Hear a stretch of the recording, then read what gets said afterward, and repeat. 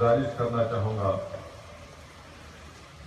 कि जलसा के अख्ताम पर मुझे आसानी से जाने की इजाज़त दीजिए, इसलिए कि मुझे सुबह में सुबह एक अहम मीटिंग है, उसमें जाना है और मैं नहीं चाहता कि आपके जोश और जज्बे को, मैं इसकी ज़रूर कदर करता हूँ, मगर इस बात का खास ख्याल रखिए कि मोटरसाइकिलों के काफिले के साथ जाना ये निहायत ही खतरनाक बात है। इसलिए कि औरंगाबाद में आज से 2 या 3 महीने पहले जब जलसे-आम हुआ था, उस जलसे-आम के ख़त्म पर जब मैं वापस एयरपोर्ट को जा रहा था तो ऐसे ही नौजवान अपनी मोटरसाइकिल को भगा रहे थे और सेलफोन से तस्वीर लेने का एक जुनून जो शुरू हो चुका है। और हुआ ये कि एक मोटरसाइकिल फिसली और उस नौजवान के ऊपर से 3-4 मोटरसाइकिल चले गए। मैं अपनी गाड़ी रुका और फिर इंचार्ज जलील साहब जो वहाँ के एमएलए थे, वो फौरन अपनी गाड़ी में उस नौजवान को उठाकर दवाखाने को लेकर गए और डॉक्टर ने उसको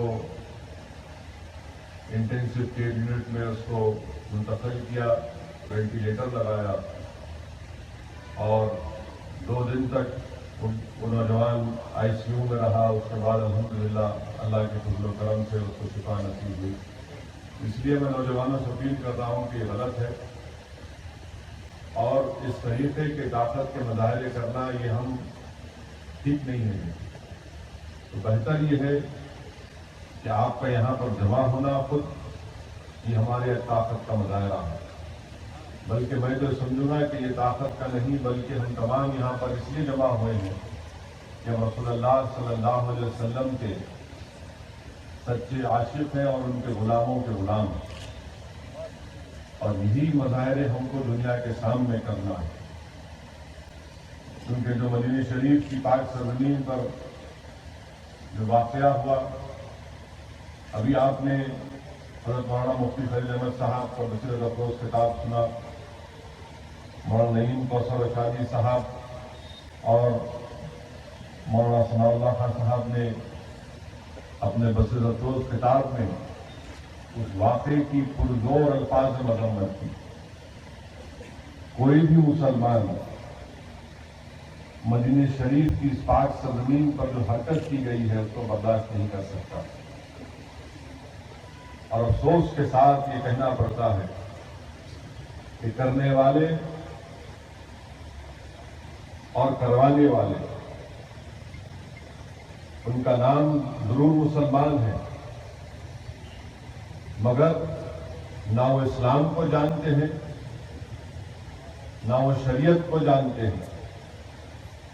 अगर वो इस्लाम, शरीयत, कुरान और सुन्नत को जानते तो वो ये भी जानते कि शेख अब्दुल्लाह मुहद्दिस देहलवी ने लिखा कि मदीने शरीफ की फिजाओं में जो खुशबू है वो दुनिया के बेहतरीन अतरों में नहीं है। शेख अब्दुल्लाह ने लिखा कि इसलिए कि जिस फिजाओं में अल्लाह के रसूल सल्लल्लाहु अलैहि वसल्लम ने अपनी सांस छोड़ी, वो फिजाओं में खुशबू क्यों ना हो। हदीस शरीफ में आया कि रसूलुल्लाह सल्लल्लाहु अलैहि वसल्लम ने इरशाद फरमाया कि अल्लाह ने मुझे मदीने तैयबा को ताबा कहने के लिए कहा। इमाम मालिक रहमतुल्लाह अलैह ने लिखा कि जिसने मदीना को यसरब कहा उसको खैद में डालना चाहिए। इमाम बुखारी रहमतुल्लाह अलैह हदीस शरीफ लिखते हैं कि जिसने मदीना नहीं कहा बल्कि यसरब कहा, उससे कहा जाएगा कि तुम 10 मरतबा मदीना मदीना कहो। इमाम अहमद बिन हम्बल रहमतुल्लाह अलैह ने लिखा कि जिसने मदीना नहीं कहा और यसरब कहा, उसको अल्लाह की बारगाह में इस्तग़फ़ार करना पड़ेगा। अब आप अंदाजा लगाइए कि अगर कोई मदीना को मदीना नहीं बल्कि पुराना नाम कह रहा है तो उसके ताल्लुक से कहा जा रहा है कि उसको फायद किया जाए, 10 मरतबा मदीना कहा जाए या फिर उसको अल्लाह की बारगाह में इस्तग़फ़ार कहना पड़ेगा। अब आप अंदाजा लगाइए कि ऐसी मुबारक जगह पर ये आईसिस और दाइश के लोग अपने सुसाइड बॉम्बर को भी जाते हैं और मस्जिद नबवी बल्कि जिस जगह पर रसूलुल्लाह सल्लल्लाहु अलैहि वसल्लम आराम फरमा रहे हैं उसके 250 मीटर के फासले पर यह सुसाइड बॉम्बर अपना बम इस्तेमाल करता है। मैंने रोंगटे खड़े हो जाते कि बाद में मालूम हुआ कि इस खबीस की कोशिश ये थी कि वो मस्जिद नबवी के अंदर जाए। आप अंदाजा लगाइए कि ये कैसी सोच रखने वाले लोग हैं आईसिस के लोग। आप और हम सरजमीन दखन में या महबूब नगर में या हैदराबाद में हिंदुस्तान के किसी कोने में अगर हम बैठकर अगर मदीने शरीफ मस्जिद नबवी को देख लेते हैं, उस हरी गुंबद को देख लेते हैं तो हमारे दिलों में एक इत्मीनान, एक तस्कीन पैदा हो जाता है। काबतुल्लाह शरीफ को अगर हम टीवी पर देख लेते हैं एक सुकून महसूस करते हैं।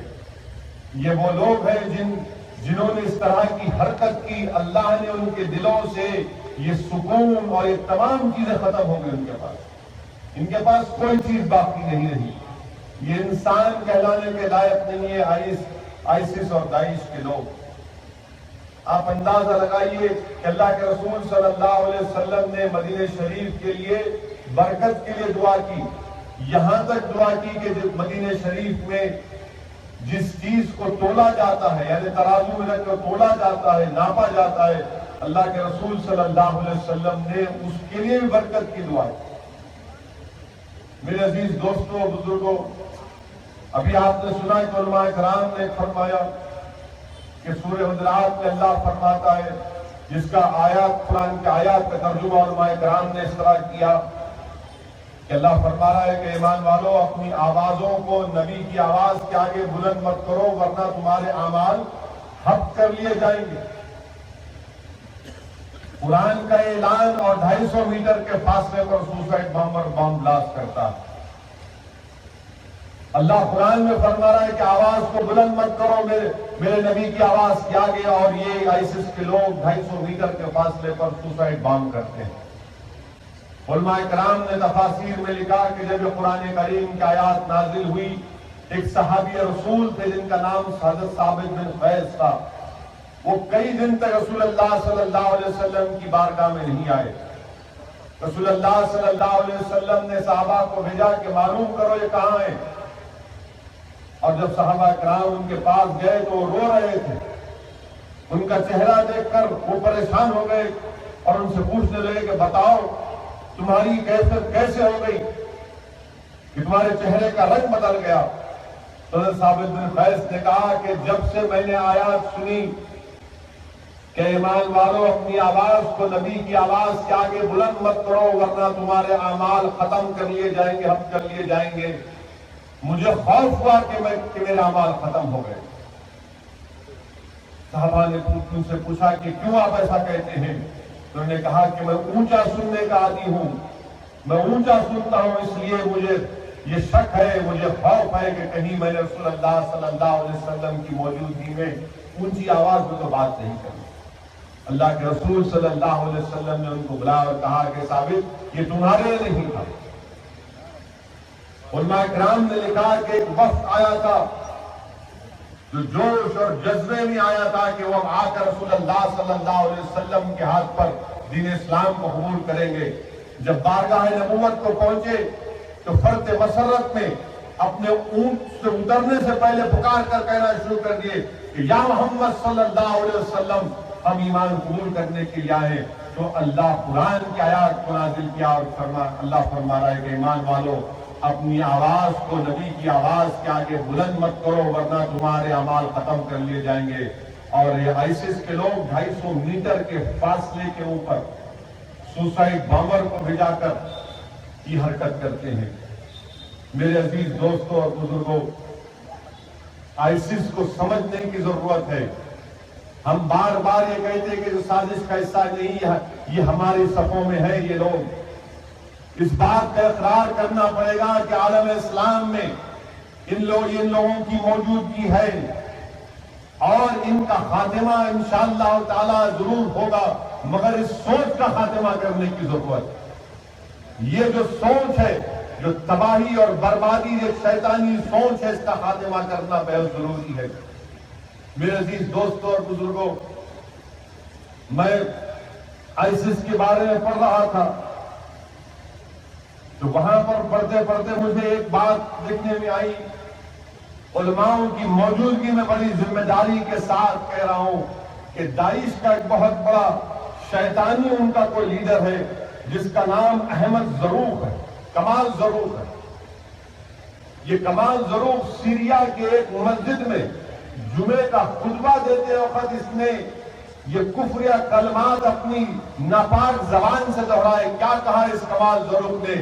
इसने, इस शैतान ने, इस कुत्ते ने कहा कि अगर मोहम्मद सल्लल्लाहु अलैहि वसल्लम भी नहीं कहा कि अगर मोहम्मद होते तो, अगर आज मोहम्मद होते तो हमारे साथ आईसिस में शामिल हो जाते ना होते। जाकर आईसिस को देखते हैं। मैं कहता हूं कमाल ज़रूक का यूट्यूब पे देखो खुतबा। ये कमाल ज़रूक ये कहता है कि मुझे अपने इस बयान पर फिक्र नहीं है और मैं आप पर हूं। माने ये इस्लाम से निकल गया, इसकी तौबा भी कबूल नहीं की जाएगी। एक ऐसा नापाक कुत्ता ये कह रहा है। और रसूलुल्लाह सल्लल्लाहु अलैहि वसल्लम ने इरशाद फरमाया कि अगर मूसा और ईसा भी आते तो मेरे उम्मती होते। और ये कमाल ज़रूक कुत्ता ये अल्फाज अपनी जबान से दोहरा रहा है। नौजवानों, समझो इन लोगों को, ये शयातीन है, ये शयातीन है, इनका इस्लाम से कोई ताल्लुक नहीं है। ये कमाल ज़रूक के अल्फाज तुम्हारे कान और तुम्हारे दिल को खोलने के लिए काफी कि इसने इतनी बड़ी मजाल की, इसमें इतनी बड़ी की बात कह दी रसूलुल्लाह सल्लल्लाहु अलैहि वसल्लम के ताल्लुक से। और याद रखो आईसिस के लोग, जो तुम रसूलुल्लाह सल्लल्लाहु अलैहि वसल्लम की शान में गुस्ताखी कर रहे हो, क्या हशर के मैदान में किसी को अपनी आमाल के ऊपर शिफात नसीब होगी या आका की शिफात किस बुनियाद पर नसीब होगी? हौज़े कौसर पर किसको जामे कौसर पिलाया जाएगा? ऐसे लोगों को जो रसूलुल्लाह सल्लल्लाहु अलैहि वसल्लम की शान में बकवास बक रहे हैं। मैं उन नौजवानों से मुखातिब हूं जो आईसिस के बारे में सोचते हैं, पढ़ते हैं, देखते हैं। ये कमाल ज़रूक के अल्फाज तुम्हारे सामने है। ये आईसिस वो लोग हैं जो किसी पर रहम नहीं करते, दुनिया के सामने लाकर लोगों की गर्दनें काट देते हैं। औरतें मिलती हैं तो उनको बेचते हैं।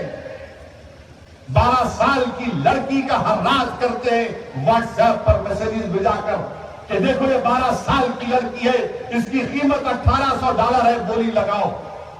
क्या ये इस्लाम है? उलमाए किराम मौजूद है, पूछ सकते हैं आप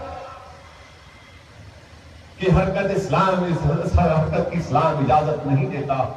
ये आईसिस कर रहा है। बहुत बड़े जय्यद उलमाए किराम को मार दिया गया, बच्चों को मारते हैं लोग। 2 साल में 25,000 से ज्यादा लोगों का कत्ल इन्होंने किया। ये वो लोग हैं इंशाअल्लाह ताला पर हम देखेंगे कि तमाम दुनिया हशर के मैदान में जो कातिलों की लिस्ट होगी, जो कातिलों की सफ होगी, उसमें आईसिस होंगे वहां पर। ये तमाम के तमाम वही लोग हैं और ये सारी दुनिया में तूफान और तबाही और बर्बादी मचाना चाहते हैं। इनका एक बहुत बड़ा लीडर सऊदी अरब की जेल में, जिसने बयान दिया था कि अगर जिस दिन न्यूक्लियर डिवाइस हमको मिल जाएगा हम उसका इस्तेमाल करेंगे। ऑन रिकॉर्ड इसने कहा, याद रखो आईसिस एक प्लेग है, बीमारी है और इस बीमारी का खात्मा हमको करना है। हम अपने नौजवानों को समझाना पड़ेगा।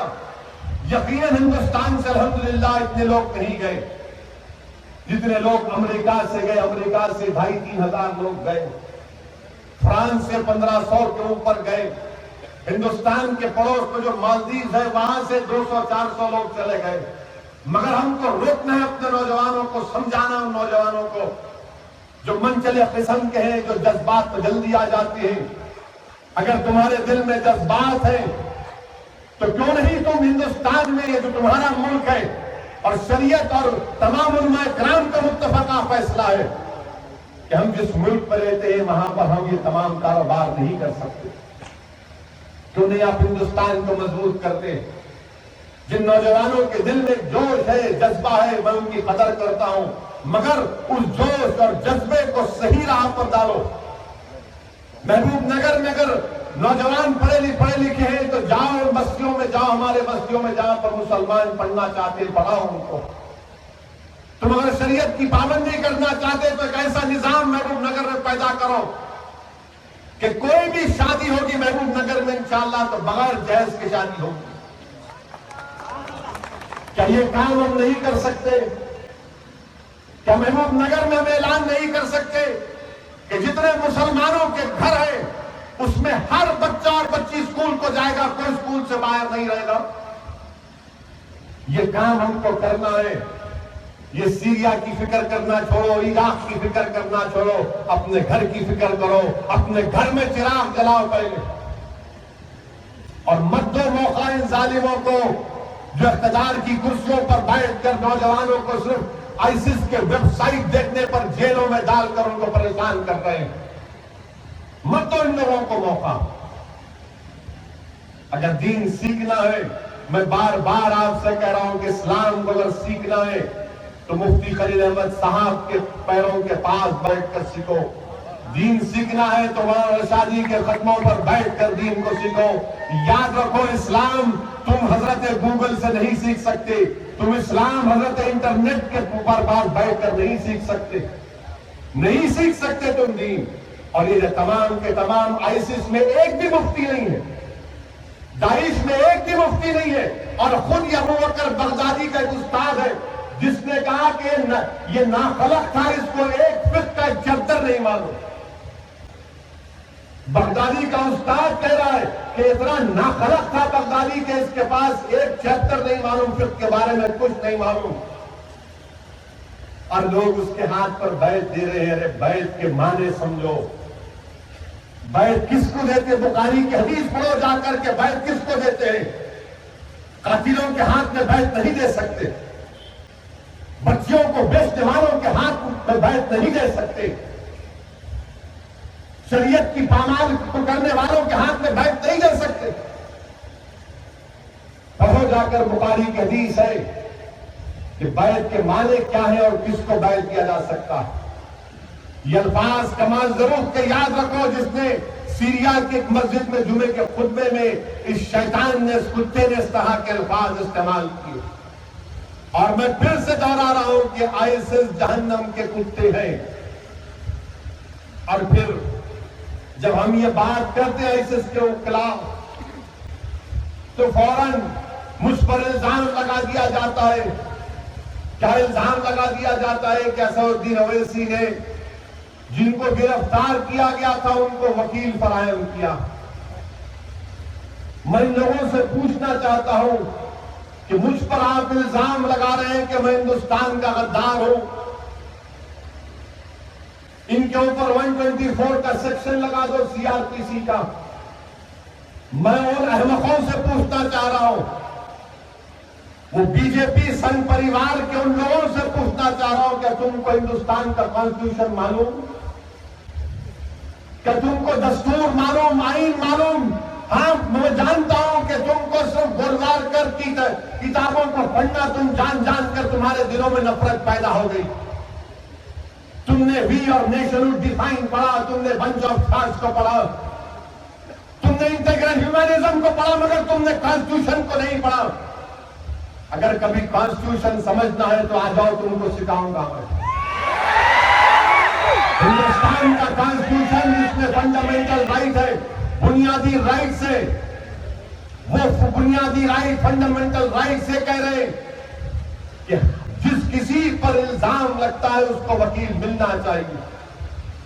और आप कहते हैं कि असदुद्दीन ओवैसी ने वकील दिया तो इसलिए ये हिंदुस्तान का गद्दार हो गया। अरे अहमद खौफ क्या तुमने सितंबर 2015 का सुप्रीम कोर्ट का जजमेंट पढ़ा,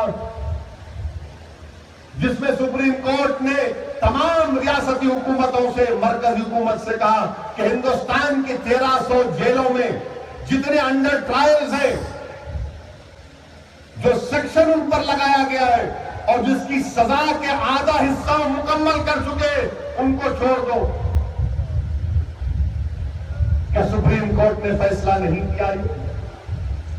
क्या सुप्रीम कोर्ट का भी तुम इल्जाम लगाओगे अब? और हिंदुस्तान की जेलों में 1300 जेलों में 60,000 मुसलमान अंडर ट्रायल प्रिजनर हैं। 1300 जेलों में 60,000 मुसलमान अंडर ट्रायल है। ये मेरे नहीं है, पार्लियामेंट में फिगर दिया गया था, नेशनल क्राइम रिकॉर्ड ब्यूरो का फिगर है। और वो फिगर क्या कहता है कि मगरबी बंगाल में 27% मुसलमानों की आबादी और करीब 50% मुसलमान अंडर ट्रायल है। महाराष्ट्र में 12% मुसलमानों की आबादी, 26% अंडर ट्रायल जेल में है। गुजरात में मुसलमानों की आबादी 10% मिस्टर मोदी, और गुजरात में 23% मुसलमान जेलों में है। उत्तर प्रदेश में मुलायम सिंह 19% मुसलमानों की आबादी और 29% मुसलमान अंडर ट्रायल जेल में है। अब बताओ कौन मुहिब वतन है? मुझ पर तो इल्जाम लगाने वाले लगाओ, मुझे उसकी कोई, माने मेरी नजरों में उसकी कोई फिक्र नहीं। आप लगाओ, जितना लगाते लगाओ मुझ पर, मगर इल्जाम लगाने से पहले कभी अपने गिरबान में झांक कर भी तो देख लो कि जहां पर तुम हुकूमत कर रहे हो वहां पर ये इतनी बड़ी तादाद में तुम्हारी रियासत के जेलों में मुसलमान ट्रायल क्यों है? सुप्रीम कोर्ट ने यहां तक कहा कि अगर जो गरीब है, जिनके पास बेल के लिए पैसा नहीं है, तुम इंतजाम करो, छोड़ो उनको जेलों से। ये भी झूठ था। अगर मैं एंटी नेशनल हूं तो जो नेशनलिस्ट है बीजेपी के लोग, मैं उनसे पूछना चाह रहा हूं, 5 साल मालेगांव में मुसलमान बच्चे जेल में रहे, उनकी जिंदगियों को वापस कौन ला कर देगा? मैं एंटी नेशनल हूं तो अहमदाबाद गुजरात में जो वहां की एक वाकया हुआ था जिसमें 11 साल मुसलमानों को जेल में रहना पड़ा, उनके कौन ला के देगा 11 साल? मैं एंटी नेशनल होना तो बताओ फिर मक्का मस्जिद के बाद के बाद 80 मुसलमान बच्चों को मारा गया, पीटा गया, उसके बाद कहा गया कि ये बेकसूर है, तो फिर उनका क्या इंतजाम तुम कर सकते हो उनके बारे में?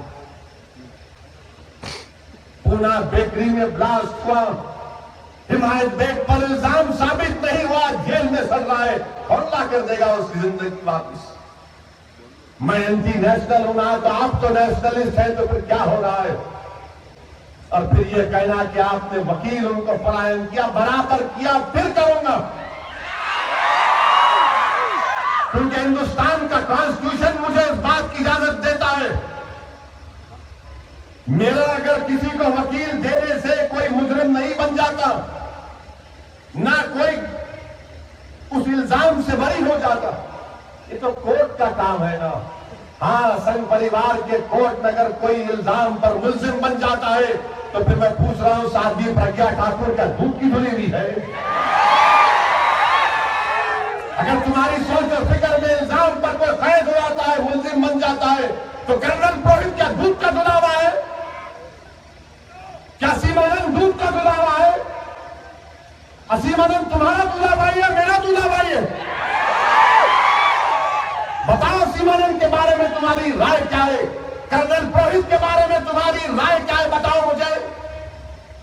मगर इस पर कुछ नहीं कहेंगे।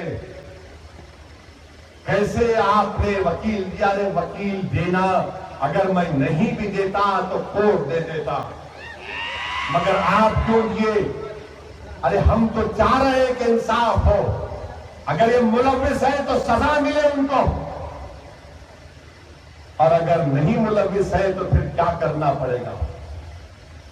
टीवी चैनल पर पूरा एक दिन, एक सुबह एक शाम पूरा वही चलाया गया। कसौद्दीन ओवैसी ने वैसा किया। फिर दारुसलाम के सरजमीन पर तमाम उलमाए किराम ने एक होकर आईसिस के खिलाफ कहा। तो किसी ने कहा अरे आप ये क्या है, आप एक तरफ वकील दे रहे, दूसरी तरफ उनको कुत्तों, जहन्नम के कुत्ते भी कह रहे। मैंने कहा वो जहन्नम के कुत्ते हैं। कानून अपनी जगह पर है, कानून को आप और हम तोड़ नहीं सकते। मेरे अजीज दोस्तों और बुजुर्गों, आज मुल्क अजीब व गरीब हालात से मुल्क गुजर रहा है कि इल्जाम लगा दो तो समझो कि मुजरिम हो गया, और जो लोग ये समझ रहे हैं कि मुझ पर मुकदमा आयद करके वो बहुत बड़ा काम किए, तुम नहीं जानते मुझे। मैं तुमसे साफ और वाज़ेह अल्फाज में कह रहा हूं कि मैं अपनी सोच और फिक्र के लिए, मैं अपने उसूल के लिए, मैं मजलूम कौम के लिए, मैं अपनी जमात के लिए, मैं जियाने नौजवानों के लिए एक मुकदमा नहीं बल्कि मैं अपने जान को बाजी पर, अपने सूली पर लटकाने के लिए तैयार हूं। आप सूली पर लटकाना चाहते मुझे, आप चलाइए मुझे। आप मेरी जान लेना चाह रहे, जान लीजिए, मगर याद रखो असदुद्दीन ओवैसी या कोई भी लोग मुसलमान तुम्हारे केसेस से डरने वाला नहीं है। हम ना कभी गुनाह किए, ना जुर्म किए, ना इंशाअल्लाह करेंगे, और जो जुर्म करेगा उसको कोर्ट सजा देगा। तुम्हारे टीवी चैनलों के स्टूडियो में बैठकर तुम हिंदुस्तान के चीफ जस्टिस नहीं हो, तुमको कानून नहीं मालूम, तुम जेपीसी का शेरबा हो, तुमको कुछ नहीं मालूम। तुम एयर कंडीशन कमरे में बैठकर 9 बजते की शुरू हो जाते, ये कुछ फर्क पड़ने वाला नहीं है। तुमको कानून नहीं मालूम, कानून सीखो। हाँ, तुम मुसलमानों के ताल्लुक से नफरत पैदा करने की कोशिश कर रहे हो, तुम मुसलमानों से नफरत करते हो, तुम इंसाफ को पसंद नहीं करते, और हम इंसाफ का मुतालबा कर रहे हैं। हम कह रहे हैं कि हाँ, आईसिस पर पाबंदी जो दुनिया ने आयत की सही है, खत्म होना चाहिए। हम अबू बकर बगदादी के खिलाफ थे और रहेंगे इंशाअल्लाह ताला। हमारी नजर में अबू बकर बगदादी ने और उसामा बिन लादेन में कोई फर्क नहीं, दोनों टेररिस्ट थे, दोनों का ताल्लुक दहशतगर्दी से है। अबू बकर बगदादी और आईसिस का वीडियो आया। आईसिस के वीडियो में हिंदुस्तान के 3-4 लोगों को दिखाया गया जो बीजेपी के डर से भाग गए मुल्क छोड़ के। वहां बैठकर वहां पे बोल रहे, वो लौंडे वहां पर बैठकर सीरिया में बैठकर बोल रहे, असदुद्दीन ओवैसी की फोटो दिखा के बोल रहे इन तागूती ताकतों का साथ दे रहे, इन हिंदुओं का साथ दे रहे। मैं उन बच्चों से कहना चाह रहा हूं, बाबू हम तुम्हारे बाप से मुकाबला कर रहे, तुम वहां पर बल्कि मैं तो तुमको बोलूंगा वापिस आ जाओ, हिंदुस्तान को तौबा करो, जाओ।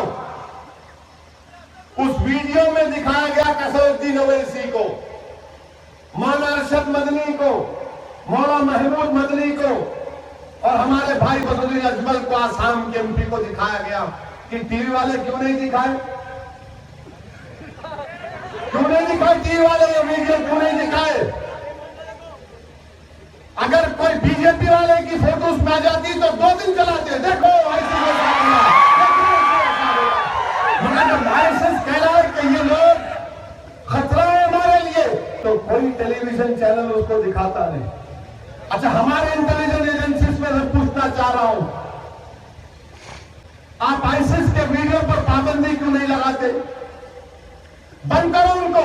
मगर क्या किए, जैसा ये वीडियो आया 48 घंटे में वीडियो खत्म कर दिया, निकाल दिया उसको। ये क्या बात है? तो मालूम हुआ कि आईसिस के लिए भी हम खतरा है और संघ परिवार के लिए भी हम खतरा है, अल्हम्दुलिल्लाह। इसीलिए मेरे अजीज दोस्तों और बुजुर्गों, इस बात को हमको समझने की जरूरत है। आज हमारे मुल्क में जो कुछ भी हो रहा है, इखलाक को मारा गया।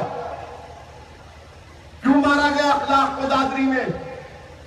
कि संघ परिवार के जहनियत रखने वाले लोगों ने यह फैसला कर लिया था कि इखलाक ने गाय को काटा और इखलाक के घर में कूदकर इखलाक को मारा, पीटा गया और इखलाक को शहीद कर दिया गया। अपनी ज़ईफ 75 साल मां की आंखों के सामने, उसकी बीवी के सामने, उसकी बेटी के सामने, उसके बेटे को मारकर उसको सर को जख्मी किया गया।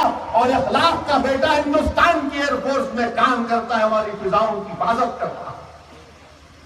आज इखलाक के खानदान पर मुकदमा बुक हो जाता है। क्या मुकदमा बुक होता है? कि शायद इखलाक के घर में गाय का या कोई बीफ का गोश्त था। इखलाक की मौत के ताल्लुक से नहीं बोलेंगे। कोर्ट ने खैर कानून तो अपना काम करता है, मगर फौरन बीजेपी के लोग बोले, देखे अब क्या बोलते आप? मैं तुमसे कह रहा हूं, अगर इखलाक के घर में कुछ भी होगा, तुम कौन होते किसी हिंदुस्तानी की जान लेने वाले? तुम को होते कौन हो किसी को मारने वाले? तुम घर में घुसकर किसी को मारोगे? ये मुल्क तुम्हारे बाप का नहीं है ना मेरे बाप का, मुल्क हिंदुस्तानियों का, याद रखो। इस मुल्क में आरएसएस का कानून नहीं चलेगा, इस मुल्क में कॉन्स्टिट्यूशन चलेगा। इस मुल्क में आरएसएस की शाखाओं में लाठ पिलाने वाले नहीं चलेगा, बल्कि कानून चलेगा यहां पर। और तुम मुझ पर इल्जाम लगाते तो कभी जाकर हिंदुस्तान की सीआरपीसी सेक्शन 436 को तो पढ़ लो, कभी 436 सेक्शन को तो पढ़ो जाकर। अगर पढ़ना आता तो पढ़ेंगे ना बेचारे। 1925 में आरएसएस बनी थी। 35, 44, 55, 65, 75, 85, 95, 70, 80, 90 साल के बाद लोग बोले नहीं अब चड्डी नहीं पैंट पहनी। बच्चे बड़े हो गए, हमारे को कानून सिखा रहे, हमको बोल रहे कि एंटी नेशनल है इन्हों। आप बताइए अजीज दोस्तों कि क्या अफसोसनाक बात है। हम तो कह रहे हैं कि सोच को खत्म करो, ये हम तो मुल्क को मजबूत करने की बात कर रहे हैं। अभी क्या कहा हजरत अल्लामा मौलाना मुफ्ती खलील अहमद साहब ने कि मुल्क को मजबूत करो। क्या कहा उलमाए दीन ने? हिंदुस्तान के खिलाफ कोई बात नहीं कही, बल्कि कहा कि हिंदुस्तान को मजबूत करो। ये मुल्क हमारा है। आरएसएस कुछ भी कहती होगी, मगर याद रखो 750 साल हमने जहां बाएं हुकूमत की हिंदुस्तान में, हम इसी सरजमीन में पैदा हुए और इंशाअल्लाह ताला इसी सरजमीन में जाएंगे। ये हमारा मुल्क है। इस मुल्क में हमारे चप्पे चप्पे पर हमारे इस्लाम की निशानियां हैं। अगर कोई आरएसएस वाला मुझसे कहता है कि आपको इस मुल्क से मोहब्बत नहीं, मुझे किसी पार्लियामेंट में शख्स ने कहा कि आप इस तरह की बातें क्यों करते, आपको मोहब्बत नहीं। मैंने कहा आप मेरे साथ गाड़ी में बैठिए, कब्रिस्तान को जाएंगे। तो बोले कि क्यों कब्रिस्तान क्यों नहीं जाना चाह रहे मेरे को आप? मैंने कहा इसलिए लेके जाना चाह रहा हूं आपको कि आप मुझसे सवाल कर रहे कि मुझे मोहब्बत नहीं, मैं कब्रिस्तान इसलिए लेकर जाना चाह रहा हूं आपको कि देखो हम मरने के बाद भी सीना तान कर इसी जमीन में सो रहे हैं। कहां मिटाएंगे हमको आप? क्या क्या करेंगे आप हमारे ताल्लुक से? कुछ नहीं कर सकते आप, याद रखो। अल्लाह हमारा निगहबान है, इंशाअल्लाह ताला कुछ नहीं होगा हम लोगों को, इंशाअल्लाह ताला। शेखुल जामिल निजामिया ने भी क्या कहा कि अल्लाह की रस्सी को मजबूती से थाम लो, वातसिमु बिहब्लिल्लाह जमीअन वला तफर्रक़ू, कि अल्लाह की रस्सी को मजबूती से थाम लो और मुतफर्रिक़ ना हो, एक हो जाओ। याद रखो, एक हो जाओ। यकीनन हम मसलक हमारा अलग हो सकता, मगर रसूलुल्लाह सल्लल्लाहु अलैहि वसल्लम के मानने वाले हम हैं। मसलक अलग हो सकता है मगर हमारा अल्लाह तो एक है। मसलक अलग हो सकता है मगर कुरान तो एक है। मसलक अलग हो सकता है मगर रसूल तो एक है। और इसको देखकर अपने सफों में इत्तेहाद को पैदा करिए। डरने और घबराने की जरूरत नहीं है मेरे दीन दोस्तों और बुजुर्गों। हम हमारे हिंदुस्तान के वजीर आजम से कहना चाह रहे हैं कि आप समझाइए अपने प्यारों को। आपको सऊदी अरब की हुकूमत ने अपना सबसे बड़ा इनाम दिया, आपको सबसे बड़ा इनाम दिया सऊदी अरब ने, और आपके टीवी चैनल पर आपके जो लोग बोल रहे थे क्या है ये तजाद क्यों है, इतना बड़ा इनाम सऊदी अरब ने आपको दिया मिस्टर प्राइम मिनिस्टर, तो आप समझाते क्यों नहीं आपके चाहने वालों को। आपके लोग मिस्टर प्राइम मिनिस्टर मुझे एंटी नेशनल कहते हैं, फिर बताइए मिस्टर प्राइम मिनिस्टर जिन लोगों ने एहसान जाफरी के जिस्म के 20 टुकड़े किए वो राष्ट्रवादी थे, वो नेशनलिस्ट थे। मैं पूछना चाहता हूं उन बीजेपी के लोगों से जो मुझ पर इल्जाम लगाते हैं, मैं तुमसे पूछना चाह रहा हूं अगर तुम्हारा जमीर जिंदा है तो बताओ, हरियाणा की सरजमीन पर रमजान में रोजे की हालत में 2 मुस्लिम बच्चों के मुंह में गोबर डालकर शराब पिलाया गया, वो राष्ट्रवादी थे या तुम राष्ट्रवादी थे। झारखंड में 2 मुसलमानों को जिसमें 13 साल का बच्चा था मार मार कर फांसी पर लटका दिया गया जंगल में, क्या वो राष्ट्रवादी थे या तुम राष्ट्रवादी थे। अखलाक को मार मार कर उसकी ज़ईफ मां के सामने मार कर शहीद कर दिया गया, वो राष्ट्रवादी थे या आप राष्ट्रवादी थे। अलीगढ़ मुस्लिम यूनिवर्सिटी का अखिलती किरदार वापस लेना, वो राष्ट्रवादी स्टेप है। कितने बातें आपके सामने रख सकता हूं, तुम मेरे दलीलों का जवाब नहीं दे सकते। मगर याद रखो जी दोस्तों, हमको डरने और घबराने की जरूरत नहीं। हम हस्बुनल्लाह व निअमल वकील कहने वाले हैं। हम डरेंगे नहीं इन लोगों से, बल्कि हम और जमहूरी अंदाज में इन लोगों से मुकाबला करेंगे। हमको पाकिस्तान से क्या लेना देना। बात होगी पाकिस्तान, नारे मारते आरएसएस के लोग। मेरा बचपना मुझे याद आ रहा है कि जब मेरे अकबर की उम्र 12-13 साल की होती तो हमारे घर के सामने से ये लोग चोरों की तरह एक 15-20 ठहरते, 1 मिनट ठहरते थे खाली, और खड़े होकर नारा मारते थे मुसलमान कब्रिस्तान या पाकिस्तान। और जब अंदर से कोई पुकारता कौन है रे, वो तो भागते थे। हमको पाकिस्तान से क्या लेना देना है भाई। जिनको जाना था चले गए, हिंदुस्तान हमारा मुल्क है। हमने इस मुल्क को अपना माना है और मानते रहेंगे इंशाअल्लाह ताला। और वो पाकिस्तान को भी समझना चाहिए, हमारा पीछा करना छोड़ दो। आप पहले अपने घर में झांक के देखो, मिलाद की महफिल हुई तो सुसाइड बॉम्बर, उलमाओं का जलसा हुआ तो बम ब्लास्ट। अरे आपके पास क्या क्या नहीं हो रहा, मगर आपको हिंदुस्तान की फिक्र पड़ेगी है। शरीफ साहब शरीफ बन जाओ, शरीफ साहब शरीफ बन जाओ, शराफत दिखाओ, हमारे मुल्क पर नजर उठाकर मत देखो। और लश्कर तैयबा का हाफिज सईद बात करें कि आप दुनिया में जो दहशतगर्द मारा जाता है नमाज जनाजा पढ़ते वहां पर। हाफिज सईद, मैं तुमसे पूछ रहा हूं, जब मदीना शरीफ की पाक सरजमीन पर सुसाइड बॉम्बर ने 4 मुसलमानों को शहीद किया, क्या तुमने उनकी नमाज जनाजा पढ़ी पाकिस्तान में? क्यों नहीं पढ़ी हाफिज सईद? इसलिए कि तुम तकफीरी हो, तुम तकफीरी हाफिज सईद, तुम्हारी सोच तकफीरी है, तुम्हारा वजूद इस दुनिया के लिए बोझ है। और ऐसे लोगों का खात्मा जरूरी है, इंशाअल्लाह ताला होगा। पाकिस्तान हमारे तरफ मत देखो, आपके बाजू में अफगानिस्तान में बहुत बगली भूसे पड़ रहे, आप वहां देखो। आप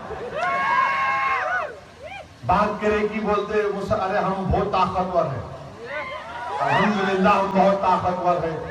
यहां पर हमारे जय्यद उलमा इकराम हैं जिन्होंने अपनी जिंदगियां लगा दी हमारे दिलों में हिम्मत, हौसला और इस्लाम की अजमत पैदा करने के लिए। हम अपना मुकाबला कर सकते हैं, जरूरी दायरे में रहकर हम करते आ रहे हैं। आपको हमारी फिक्र मत करो। मगर हम हमारे वजीर आजम से भी बोल रहे हैं, क्या कर रहे हैं आपकी हुकूमत कश्मीर में? क्या पॉलिसी आपके पास कश्मीर की? आप महबूबा मुफ्ती के साथ अलायंस में, और वहां पर अब तक करीब 40 के करीब लोग मारे गए मिस्टर प्राइम मिनिस्टर। आपकी हुकूमत है। एक टीवी वाले ने आकर मुझसे पूछा कि आप क्या वो बुरहान वानी के बारे में आपकी राय क्या है? मैंने कहा तुम मेरी राय सुनते रिकॉर्ड करो, बोला दिखाना तुम मेरी बात को। अंदर रिकॉर्ड बंद करके बोला क्या बोलने वाले था, पहले तो बोलो। मैं बोला क्यों? नहीं बोलूंगा, तुम लाइव दिखाना या रिकॉर्ड करके दिखाना, मेरे को वादा करो। बोला नक्को साहब आप कुछ बोलेंगे? मतलब बोल तो मेरे को इतराज नहीं है, तुम चलाओ।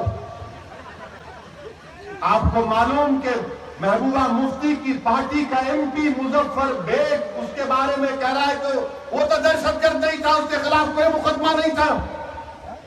तुम मेरे खिलाफ एंटी नेशनल का मुकदमा लगाते, मैं चैलेंज कर रहा हूं तुमको। मुजफ्फर बेग के बयान पर क्या तुम सांप सूंघ गए? गुलाब जामुन तुम्हारे मुंह में पड़ गया क्योंकि तुम महबूबा मुफ्ती के साथ हो। मगर जो कश्मीर में हो रहा है मिस्टर प्राइम मिनिस्टर, ये गलत हो रहा है। हम तो कश्मीरियों का, यकीनन हिंदुस्तान का टूट हिस्सा है कश्मीर, इस पर कोई कॉम्प्रोमाइज नहीं किया जा सकता। कश्मीर हिंदुस्तान का टूट हिस्सा है, मगर क्या कश्मीर हिंदुस्तान का टूट हिस्सा नहीं है? क्या हम कश्मीरियों से मोहब्बत नहीं करेंगे? और सवाल यह पैदा होता है कि हरियाणा में जाटों ने एहतजाज किया, और जब जाटों ने एहतजाज किया तो हरियाणा में पुलिस का एक डिपो था जहां पर हथियार रखे हुए थे, हथियार, वो पूरा हथियार लेके भाग गए दूल्हे भाई पूरे। एक गोली नहीं चला वहां पर, बड़े बड़े गाड़ियों के शोरूमों को जला दिया, एक गोली नहीं चलाए वहां पर। पैलेट के गोलियां आप चला रहे हैं, ये डिफरेंस क्यों? फिर डिफरेंस क्यों है? ये मेरा सवाल है ये। और हम हिंदुस्तान की हमारी हुकूमत से मुतालबा करते हैं कि दुनिया हमारे मुल्क के तमाम आई स्पेशलिस्ट को जमा किया जाए और उनको कश्मीर को भेजाकर, जिनकी आंखों पर गोलियां पड़ी हैं, वहां पर डॉक्टर जाकर उनका इलाज करें। हम भी नहीं चाहते कि कोई कश्मीरी सेपरेटिस्ट और मिलिटेंट के खिलाफ जाए। हम चाहते हैं कश्मीरी हमारे पीछे आए। मगर हम क्या कर रहे हैं देख लो आप। क्यों नहीं आप बातचीत करते? आपका एजेंडा ऑफ अलायंस में बात आपने कही है, क्यों नहीं आप उसको अमलावरी करते? हिंदुस्तान के वजीर आजम को कुछ रिएक्ट करना पड़ेगा। हिंदुस्तान के वजीर आजम को अपनी ही पार्टी जो पावर शेयर कर रहे हैं एजेंडा ऑफ अलायंस के ऊपर उनको बात करना पड़ेगा। कश्मीर हिंदुस्तान का टूट हिस्सा है और रहेगा इंशाअल्लाह ताला। कश्मीरी भी हमारे दिल और जिगर का हिस्सा है। कश्मीरी हमसे दूर नहीं है, वो भी हमारा भाई है और उनकी तकलीफ को महसूस करना जरूरी है। हम दहशतगर्दी की ना कश्मीर में तारीफ करते, ना दुनिया में करते, ना कहीं पर करते, मगर मुल्क को एक होकर इन कश्मीरियों के जख्म को दूर करने की जरूरत है। वहां पर अगर किसी पर जुल्म होता है पुलिस वालों पर, वो भी खत्म होना चाहिए। मेरे अजीज दोस्तों और बुजुर्गों, मैं नौजवानों से अपील करना चाहूंगा कि दीन इस्लाम से वाबस्ता हो जाओ। पूरी तरीके से आप बोलेंगे वाबस्ता है, लोग क्या बोलोगे? मैं आपको बता रहा हूं, और ये मिजाज हमको तब्दील करना पड़ेगा कि एक दूसरे को इन्हें बुरा, इन्हें बुरा, इन्हें बुरा, इन्हें बुरा। मेरे भाई, अगर सबको हम बुरा बोलेंगे तो अच्छा कौन बचेगा? कौन अच्छा बचेगा? रसूलुल्लाह सल्लल्लाहु अलैहि वसल्लम के सहाबी थे हज़रत ख़वात इब्न जुबैर रज़ी अल्लाह ताला।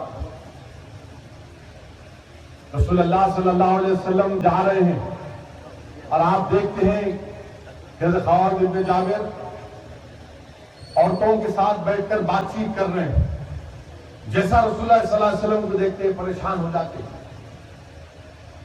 रसूलुल्लाह सल्लल्लाहु अलैहि वसल्लम उनसे कैसा मोहब्बत से मुखातिब होकर बोलते कि अबू अब्दुल्ला क्या कर रहे हो यहां पर बैठकर।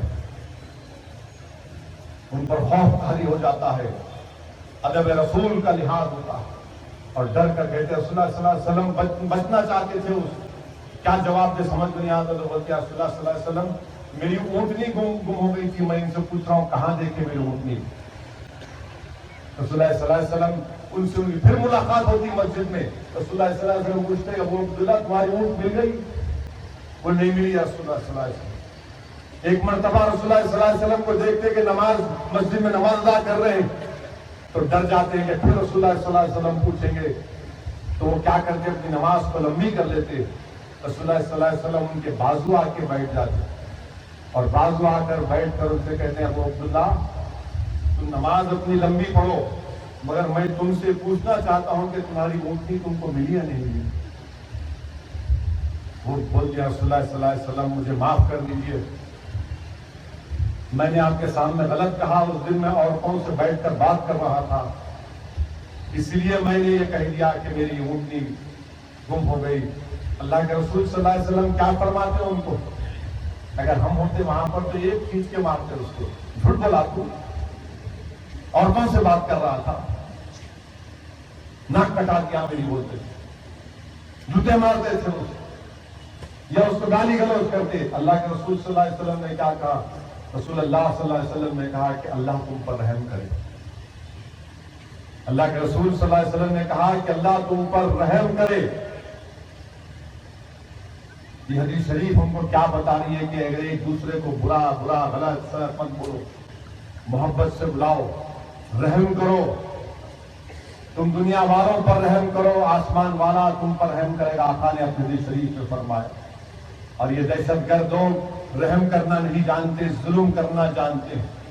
इसीलिए मेरे अजीज दोस्तों और बुजुर्गों, अपनी सफों में इत्तेहाद को पैदा करो।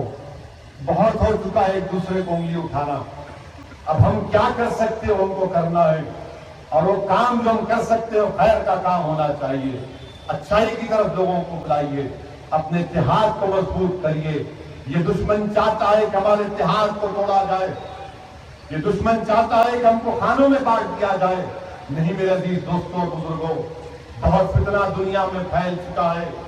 फ्रांस में क्या हुआ आप देखते हैं। फ्रांस में एक मुकाम पर एक ट्रक में एक शख्स ने ट्रक ले जाकर 80 लोगों को रोन दिया, उनको हलाक कर दिया, और वह दाइश का आदमी था। आपको मालूम उसने सबसे पहले किसको मारा? सबसे पहले उसने एक मुस्लिम औरत को मारा जो बुरखे में सामने खड़ी थी, और उसने पहले अपनी लारी उसके ऊपर से चला दी। ये ऐसे लोग हैं, इनसे होशियार रहिए। नौजवानों, इंटरनेट पर बैठकर दाइश को मत देखो। ये मालूम हो रहा हो तमाम एजेंसीज को, और ये शक करना शुरू कर देते जैसा तुम इंटरनेट पर यूट्यूब पर देखते। देखना अगर है तो आकर कुरान को देखो, पढ़ो कुरान को, उलमाओं से दीन को सीखो। मैं आपसे इजाजत चाहता हूं, मुझे सुबह में एक अहम मीटिंग में जाना है। नौजवानों से फिर से अपील कर रहा हूं कि बराए